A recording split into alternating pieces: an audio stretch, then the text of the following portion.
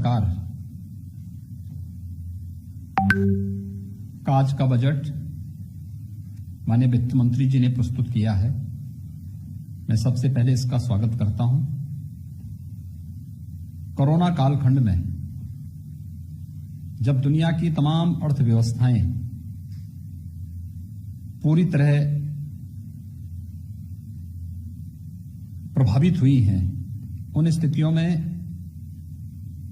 भारत के 135 करोड़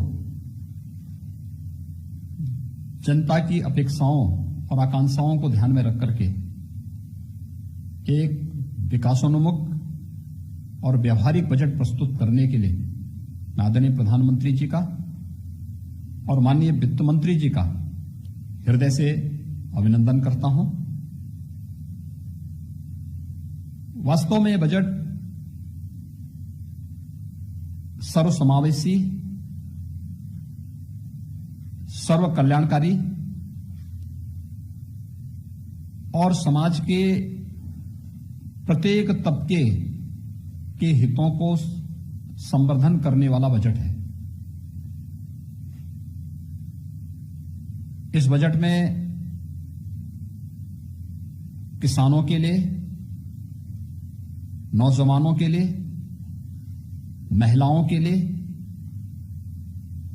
गरीबों के लिए और समाज के प्रत्येक तबके के लिए जहां बहुत कुछ प्रावधान किया गया है, वहीं साथ ही साथ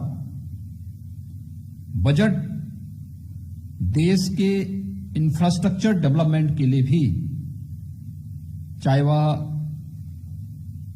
राजमार्गों की क्षमता को विस्तार देने का हो, रेलवे इंफ्रास्ट्रक्चर को एक नई गति देने का हो,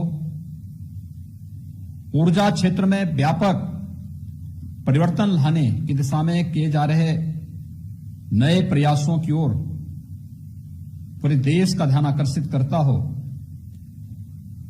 इंफ्रास्ट्रक्चर पर भी ध्यान देने का जो प्रयास हुआ है और स्वास्थ्य के क्षेत्र में तो आमूलचूल परिवर्तन करने के लिए राष्ट्रीय रोग नियंत्रण की दृष्टि से जिस प्रकार की कार्ययोजना बनाई गई है,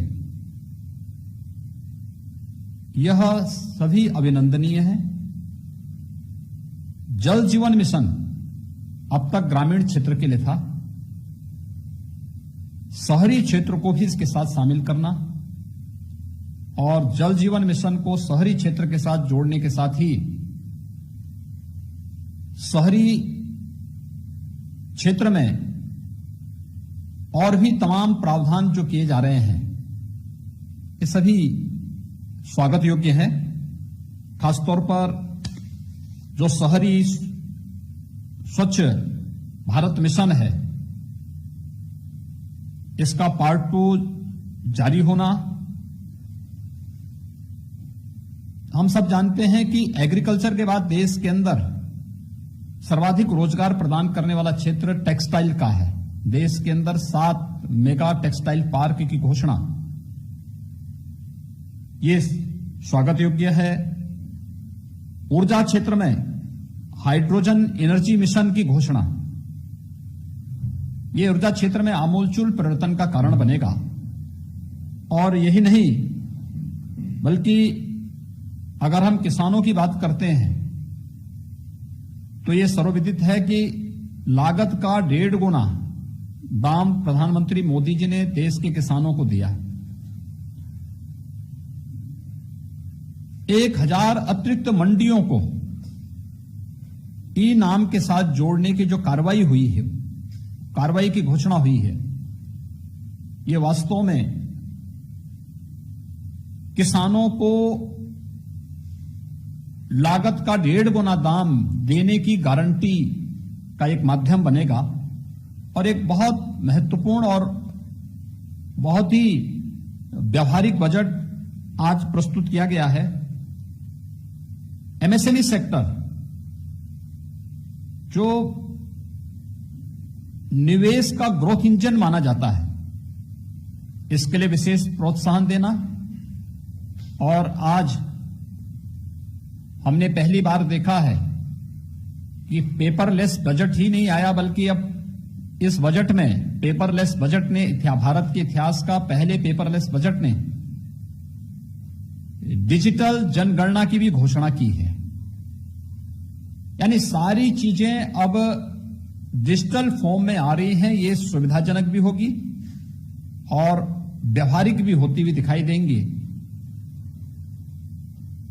इसमें किसी भी प्रकार की कोई धांधली की कोई गुंजाइश भी नहीं होगी और सही तथ्य और सही आंकड़े देश के सामने आते हुए दिखाई देंगे। मैं एक कोरोना कालखंड में एक विकासोन्मुख और व्यवहारिक बजट के लिए, जिसमें समाज के प्रत्येक तबके का ध्यान रखा गया है, आदरणीय प्रधानमंत्री जी का हृदय से आभार व्यक्त करता हूं। माननीय वित्त मंत्री जी को इस बजट के लिए हृदय से बधाई देता हूं और विश्वास व्यक्त करता हूं कि यह बजट नए भारत की नई अर्थनीति के अनुरूप आम जन की आशा और आकांक्षाओं का प्रतिनिधित्व करता हुआ दिखाई देगा। भारत को दुनिया की एक आर्थिक ताकत के रूप में प्रस्तुत करने का एक माध्यम बनेगा।